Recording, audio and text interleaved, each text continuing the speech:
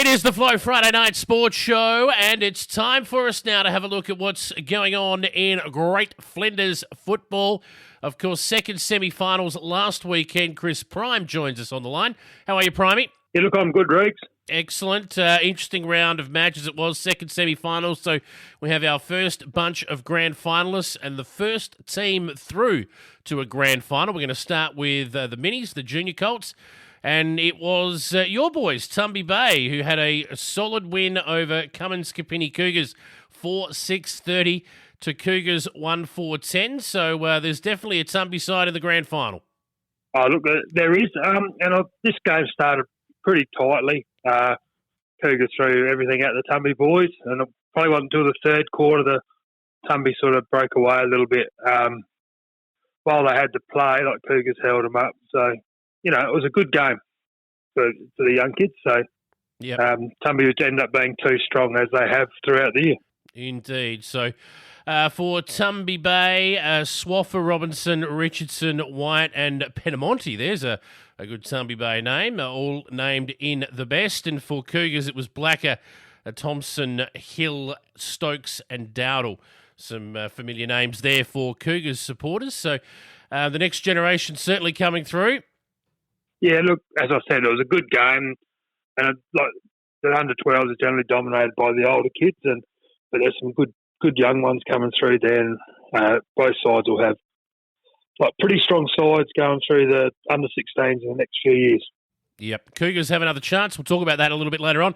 First of all, we'll move on to the Senior Colts and have a look at this game. Your boys, Primer, you coached the Tumby Bay side, and it was a thriller. Yourselves and Cummins Kapini Cougars pretty evenly matched. Not much in this. You led by a couple of goals at half-time. They hit back in the third term, and in the end, it was a bit of an arm wrestle in the last quarter, and Cougars got over the line 11-6-72 to Tumby Bay 10-8-68. Just 4 points in it, mate. Oh, look, it wasn't just an arm wrestle for the last quarter. I think the whole day, Cougars kicked the first two against the Breeze, and we fought hard to get a goal up at quarter time, and probably played our best footy in the second quarter and had a bit of a break. But yeah, Cougars never laid down, and going into the win in the third quarter, which got me stuffed all day. Like the Colts, I think the scoring end was into the Breeze.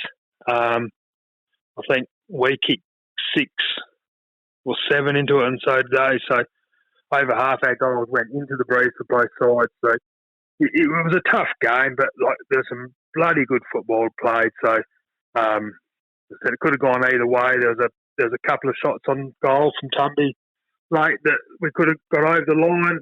But yeah, look, in the end, Cougars probably played the best footy for the longest to come away with the win. Yeah, indeed. And it was the Turnbull boys who tormented Tumby. They kicked 8 goals between them. Charlie booted 6 of them, it must be said. And the Turnbull boys high up in the best players as well. Harry Turnbull named in the best. And Charlie, of course, in there as well, along with the Kerr and Mick. And for your boys, Jesse Jackson booted 3. Richardson, Franks, Challenger, Carr, Trezise named in your best. So you'll get another crack at him, hopefully, if you can get through the preliminary final. I guess that's what you hope, but yeah, that's still another week away, so we'll see how we go. Certainly not as close in the reserves. Ramblers taking on Cummins Kapini Cougars, and Ramblers, as we know, out of A-grade calculations. I imagine they've had a few boys drop back here, but they absolutely spanked Cummins Kapini Cougars 21-12, 138. Cougars just 1 goal, 6-12. So is it a one-horse race in the reserves at this point, or was that just an aberration? Yes, it is a one-horse race at this stage.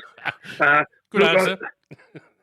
I mean, footy's a funny and fickle game, but the side that ran out in the Oval for Ramblers Saturday, and a lot of these guys, these have played B grade all year, would win its fair share of A grade games. They're a very good side. Yeah, and they've showed it all year. No one's really got that close to them in the B grade. So, and this is when the Ramblers sides shine. So, very even football club. So, far too good. We move on to the A grade, and this was an absolute battle. And at half-time, the Eagles looked in control of this one. They led by 22 points at three-quarter time. they'd extended that margin to 29 points. And then back came Cummins Kapini Cougars in the last quarter. They stormed home to win by 6 points, 12-10-72 to the Eagles, 9-12-66. Straight through to the grand final, the top side. But, gee whiz, the Eagles gave them all they can handle. Oh, look, they did. And I think like the good sides keep coming, and Cougars did. I think they kicked 5 goals, 7 to 2 points in the last quarter. Yolanda just couldn't find a way to hold them or kick a couple. Like realistically, they kicked 2 goals or a goal, they probably got through. So class keeps shining, and their midfield, I think, were probably held for that first half, and then the second half the midfield dominated, which gives you the forward line pressure.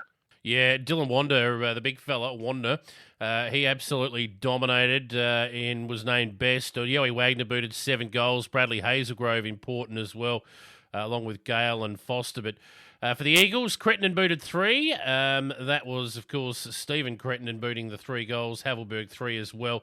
Wilsh, Manane, Crittenden and Norton. Jackson Norton named in their best along with Dyer and Cars. So the usual suspects there shining. The cream rises to the top in finals.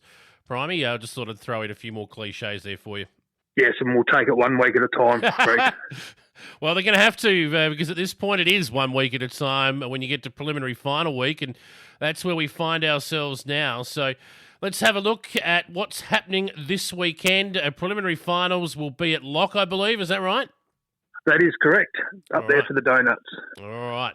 Donuts it is at Lock. And for 4 of these 8 participants, it'll be donuts. Their season will be over, but 4 more will move through to grand finals. We start with Cummins Kapini cashing in their double chance against United Yolanda in the minis. And, of course, this game will be at midday, won't it? Because they play the senior Colts first. Is that right? That's correct. I think it's 11:45 or 12 o'clock start. I can't remember off the top of my head. It's around that mark. Who's going to win this one? Cougars probably have had the edge on Yolanda for the year. I think they've only lost a couple of games to Tumby. So to me, it's probably they're going to go in favourite. The under 12s can go either way. Like you get a bit of a breeze or a bit of drizzle, and it can change the whole dynamic of the game. So that Cougars would go in favourites. Yeah. All right. The early game, though, will be the senior Colts. Tumby Bay taking on Air United. Hasn't been much in it between the top 3 in this competition all season long. And the Saints will go in with some sort of confidence. But the way your boys played last week, you'll go in confident as well, and you should. Oh, look, yeah, we should. But we haven't got within 100 points of Air United in the Colts this year. So they should carry a bit of confidence going in. Not that I'm going to tell my boys that, but realistically, they should be favourites because we haven't got within 2 of them. So we just have to pull our best out this week, and hopefully we can get over the line. Should be an interesting game, that one. I think, have you played them twice this year, the Saints? Yeah, look, we have. Once reasonably full strength and once a little bit shorter, but yeah, look, they gave us a fair touch-up both times. So It will be a good game, but yeah, if I'm being honest and not being talking with my heart, talking with my head, Air United would go in favourites, clearly. Cummins Kapini Cougars in the reserves taking on Elliston Districts, and on the strength of last week's results and the fact that Cougars have still got a team in the A-grade competition, top 15 rule in effect, of course, I think it is, you'd have to almost back Elliston Districts here in a bit of a minor upset, wouldn't you? Well, this will be an interesting game. Elliston Districts, obviously, with their A-grade out, probably would have qualified a couple of players to come down. And Cougars possibly have done the same. So there could be a couple of blokes come back from the A-grade. So I think it'll be a pretty handy game. I'm going to back Elliston Districts because I'd like to see them carry one side through to the final. Yeah, it should be interesting. It's their sole representative in the football side of things at preliminary final stage. So, and not far away from home for them either, over at Lock. So, yeah, I think they'll give a good account of themselves there, although they go from the smaller Elliston Oval, of course, to the wide expanses of Lock Oval. We'll see if they can handle that. But, sorry, well, Bronny. actually, Reeves, this will be pretty close to a home closer to a home game for some of them than actually what a home game is. That's true. That is true for the Westies crew. They'll enjoy the trip to Lock, I would imagine. So it should be an interesting day for them. But we move to the A-grade preliminary final, and this is going to shape up to be an interesting clash as well. We've got the Eagles, who they probably should have won last week, let's be honest. They didn't, and now they've got to cash in their double chance against Lock, who sat back and watched Cougars and United Atlanta go at it last week. They've had a week off. They'll be fresh. Not much to lose for Lock on their home deck. Oh, they're a big chance, I reckon, Primey. Oh, look, this will be an absolute cracker. I think the big thing for the Eagles is actually getting over last week's loss. Being so close, getting that out of your mind and then focusing on this week. They're an experienced footy team. You'd say, yep, they should be able to do that, but it does play on your mind, like, oh, God, if I kick that goal or if I've done this or I've done that, and just moving on from that, that's the big thing. So if they can move on, I reckon she'll be a ripper. I don't think there's been much between the two sides for the year. So I think Lock got over the line of Atlanta earlier in the year. They did. And we thought, that's really put them in there as a real contender. So look, they'll go in with a bit of confidence, Lock. And on their home deck, I reckon they're in with a show. So it will go down to probably 2 or 3 goals, I reckon. But, I might back Lock in this one. It'll be interesting. Lock, of course, that win against the Eagles you talk about early in the year, when you look back at the season now, it's probably the win that got them their finals berth in the first place. It's all set up for them. They're at home. They've had the week off. They'll be fresh. The Eagles would be, I guess, a little bit disappointed that they didn't quite get the job done last week. But the reality tells us that there has been a bit of a gap between the top two and the rest. So you'd think if the Eagles are firing at full strength, and it's not far away from home for them either, by the way, Lock Oval, just up the road, they probably should win, the Eagles. But stranger things have happened in footy than that.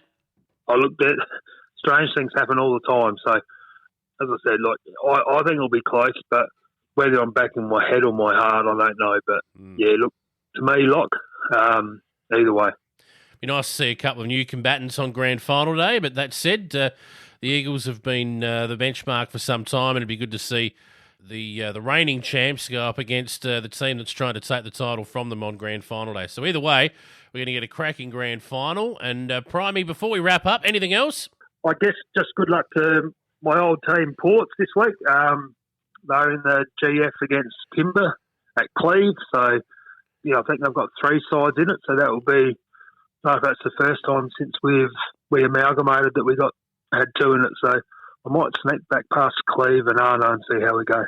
Fair enough, mate. Well, all the best. Enjoy the footy this weekend, Primey, and we'll catch up with you again next week. No worries. Thanks, Regs.